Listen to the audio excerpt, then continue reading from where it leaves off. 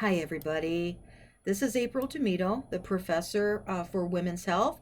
I'm the course coordinator for Women's Health, and I've been getting a lot of frantic emails over the last couple of days, so I thought it would be beneficial to go over some of the material or some of the questions that I've been having.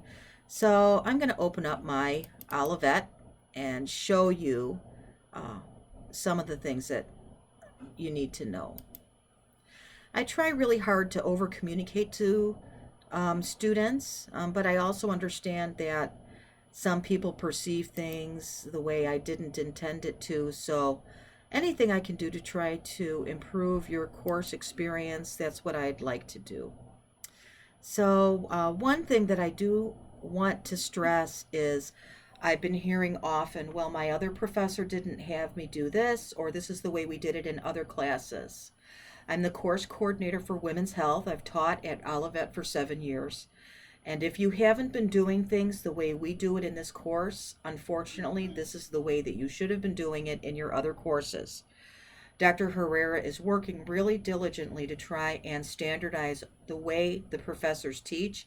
Unfortunately, with an online venue and with different personalities and different ways of teaching, sometimes people don't do things in a standard way. So I need you to go into this women's health class with fresh eyes and realize that professors in each class don't always do things the way your previous professor did. So now I've opened up my into my dashboard, and these are my courses. So these are the courses that I'm teaching or taught, and you aren't going to have all of these courses in here. This is just my view. Over on the far left side, you'll see that I have courses, my calendar, inbox. This is how I get my email from you. And over on this side, these are assignments that are coming up. Whoop.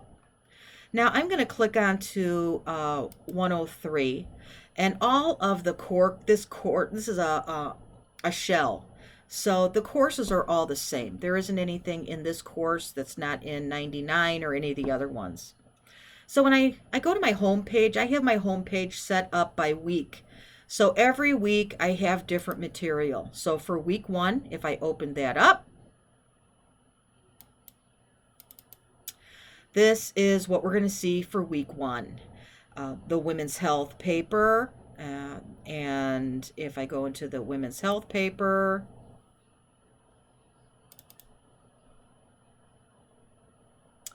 this is going to show me the assignment. I will download this assignments, and you see I still have plenty of papers to grade.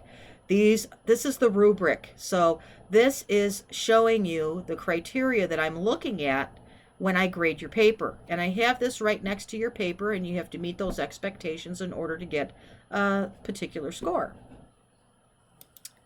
Okay. And if I go into week 1 overview and objectives, it takes a minute to pop in. This shows us what we're looking at. So this is the focus of all of the reading assignments for week 1. And I go down here to next, the devotion of the week.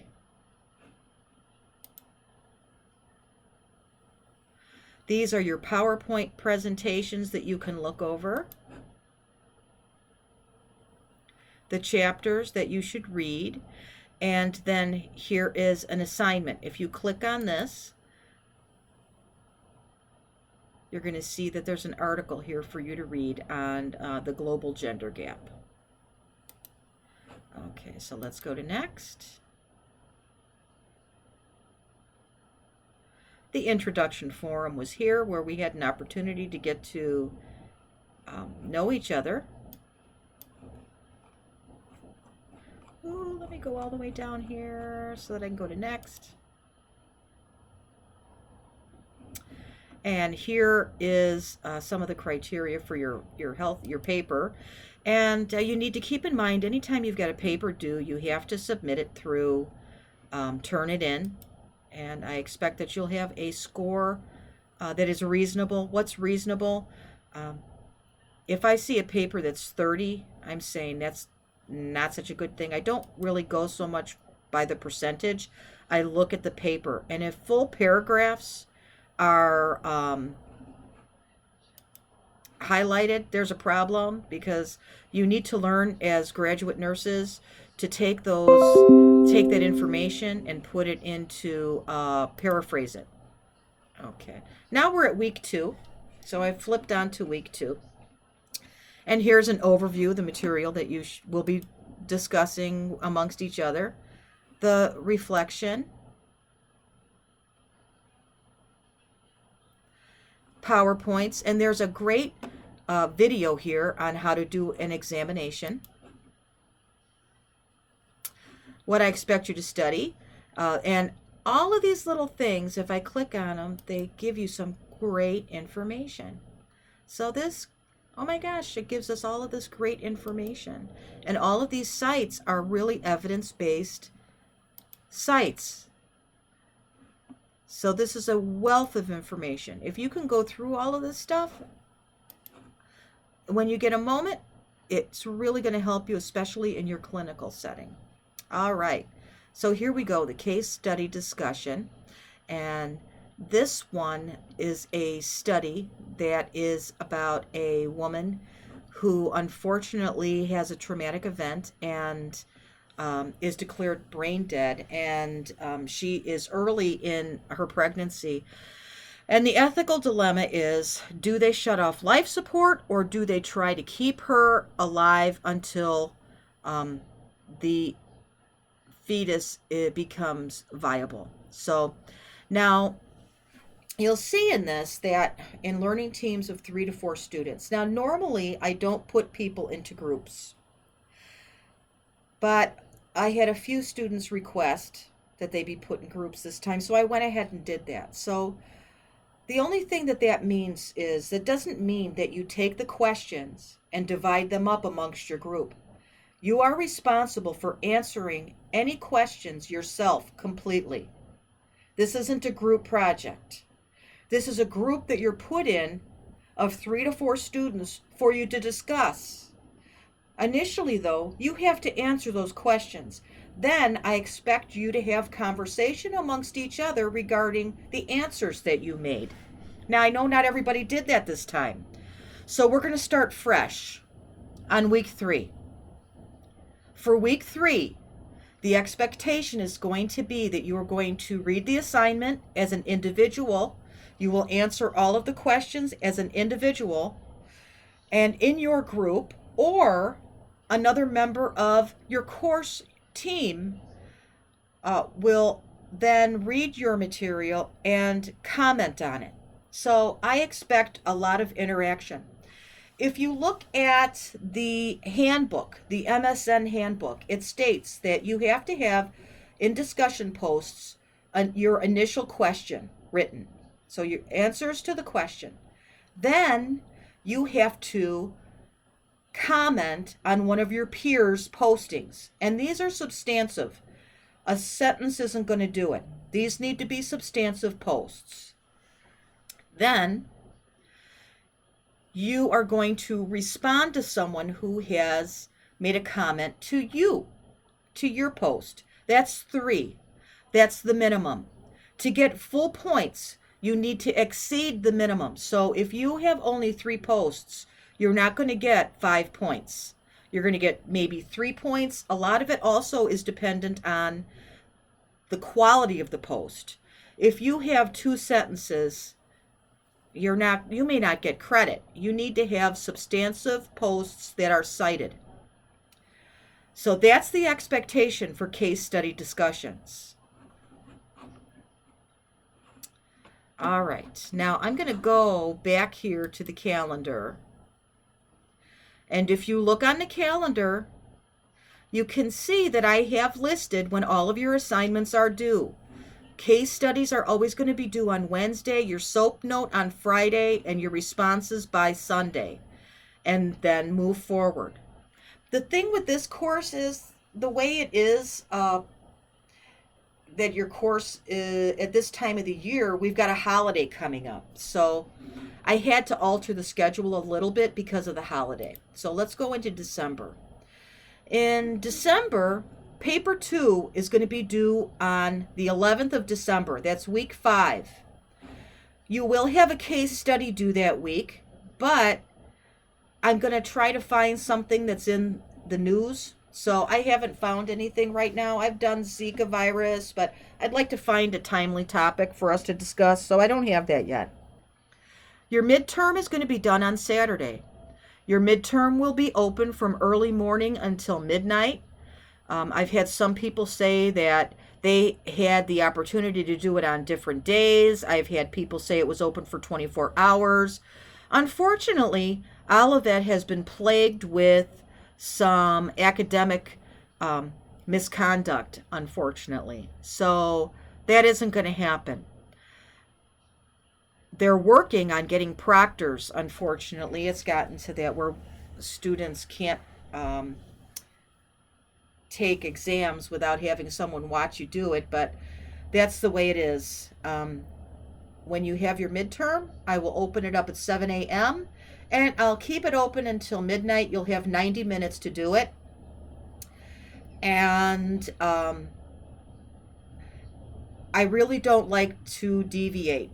So if there's something going on, you're going out of town, extenuating circumstances that you can't do it, I'll make exceptions, but I really prefer not to. It messes up the schedule, and my life is a delicate balancing act. I work full-time as a nurse practitioner. I teach, and I am the women's health coordinator at Olivet, and I also teach undergraduate classes at another university. So time is precious for me. I take a lot of time putting this coursework together for you. So you'll have a way advanced notice. I like to provide you the opportunity to open up and talk to me. And one of the reasons I'm doing this is because I want you to know where these things are. I want you to feel as though you can come to me and ask me questions. But I also strongly urge you to know the course. Know when things are due. I over communicate. Once a week at a minimum, I make an announcement of what's coming up. I have had this calendar set up a couple of weeks before you started the course. So I need you to let me know if you're not seeing any of this stuff, because I had someone ask me when is the midterm. Well, you should know when the midterm is because it's on here. So if you're not seeing what I'm seeing, you need to let me know that. Okay? So I'm going to go back. Okay, let's go into January. So you'll see that things change a little bit when we get into after you take your midterm. We don't have the case studies anymore. It changes to clinical rounds discussion. And with clinical round discussions, you're going to take one of the patients that you have been seeing in clinical, and you're going to take something that that patient has presented with and teach us about it. So this is going to be an opportunity for you to educate us, whether it be genital warts or stillbirth or anything that has to do with what you have been seeing in clinical. You're going to first tell us about your patient, and then you're going to educate us on a topic of an atypical presentation. Now, you do have a SOAP note due on that Friday, and most people submit that SOAP note on the patient that they did their clinical round discussion on. So if you do your SOAP note and you post that in the clinical round discussion, and then you choose a topic and educate us on that, that would be great. So you're going to do that, and then your peers are going to be responding back and forth and asking questions and making comments, and that's how we're going to do the rest of the course. Now, also, I've had some inquiries about study guides, etc. Yes, there will be a study guide I have developed for this course. I also have taken each chapter in your textbook and summarized it in an audio presentation that I'll be giving to you also. And I will be doing that. I'm hoping to get that out to you by tomorrow. We'll see how that goes. I have tons of papers that I have been working on. So I want to definitely get those done and back to you by tomorrow. So I want you to definitely feel comfortable coming to me and asking me questions, but I do also expect that you will accept responsibility for knowing what I have sent out to you in emails and announcements. And I also expect that you should be able to go over your Canvas site and understand where things are. All right, let's see. Let's go to something else. My modules, grades, chat. I want you to know that I'm going to be offering opportunities for us to interact with each other, try to clarify things. That's going to be coming in the future. As I said, Dr. Herrera is devoted to streamlining this coursework so that it's more, so that it's relevant and current and it meets the needs of the online student. Online classes are not easy. I know I'm in an online doctorate program right now. It's hard. It's a lot of work. But graduate school is. So I hope that you find that this is helpful.